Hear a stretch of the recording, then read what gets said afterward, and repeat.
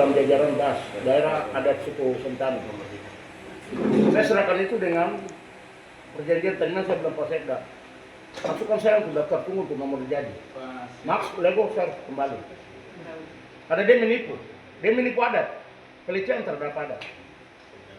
Hal yang kedua, tolong Dapeng ini, pansus ini dikembalikan ke adat. Itu BP 106. Perintah begitu, bahwa yang sebenarnya pansus itu adalah orang-orang adat atau mendapat rekomendasi dari daerah adat yang punya legitimasi hukum jelas. Bapak Toto ini ketua adat daerah adat suku Kabi, resmi, dan dia punya, beliau ini mendapat apa dari Kemenkumham, sudah diakui secara legal formilnya. Kembalikan panselnya itu, dikembalikan ke adat, biar adat yang tahu seleksi mana anak-anak adat, mana anak-anak adat. Anak-anak adat yang berkiprah di adat, yang selalu tari babi. Kalau ada orang meninggal potong tari babi, dia potong dulu dengan ondoafi sama-sama. Dan ada potong tampil tepuk dada di situ. Itu anak adat. Bukan anak adat yang KW-KW. Asalnya pansel ini dia dapat rekomendasi dari adat ke kita. Dia juga harus dapat adat. Siapa rekomendasi kau jadi pansel? Ya. Ini Bapak Toto tidak pernah kasih surat untuk mereka ini. Kami minta pansel berikut itu dikembalikan ke adat sesuai dengan mekanisme hukum. Hal yang kedua dan terakhir, kamu ketahui, ini negara hukum, bukan negara monarki. Kalau negara monarki, berarti anak-anak dalam dulu silakan. Memang direkomendasi ya, gue dapat. Itu kalau terapa, umumkan, memang itu anak-anak raja, anak dari itu anak kerajaan. Ini ada kerajaan di dinasti ada, silakan. Ini negara hukum, Pak. Kalau memang menjunjung tinggi negara hukum, kalau menjunjung tinggi hukum sebagai panglima, maka peraturan PP 106 itu dia jadi semacam center. Dia menjadi panduan untuk semua bekerja di bawah dasar undang-undang ini. Tidak boleh ada titipan-titipan begini. Kau siapapun juga, kami tanggal 20 Desember dan 21 kami ikut tes. Itu biar masuk, kau masuk dari mana?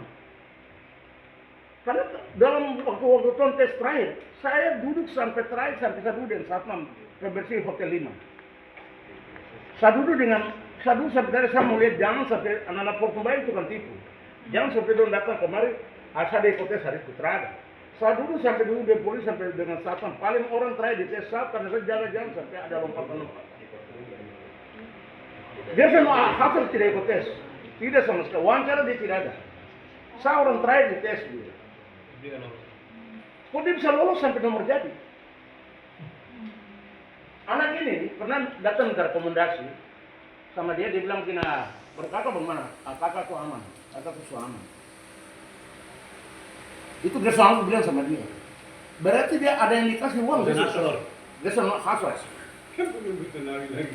Karena dia datang tanya dia bilang, kalau kakak untuk saya itu aman, kalau saya itu aman. Berarti dia hipotesis, dia uang 500 juta itu dia sudah, karena dia sudah kasih di hari yang sama. Ya.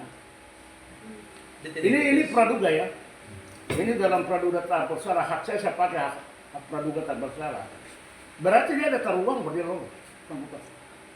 Coba sekarang saya undang dia tuh bikin makalah. Ini kita umur 60-an ini.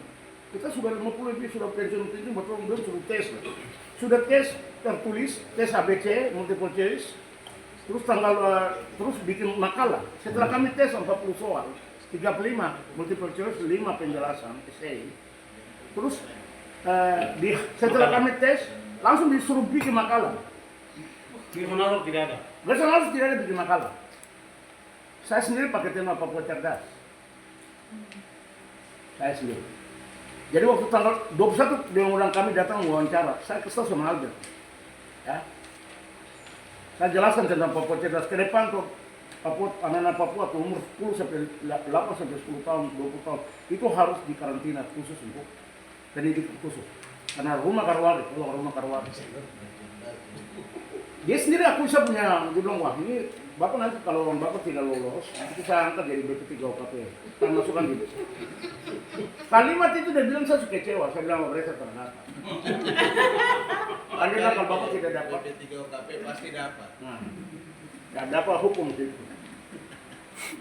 Ah, itu saja.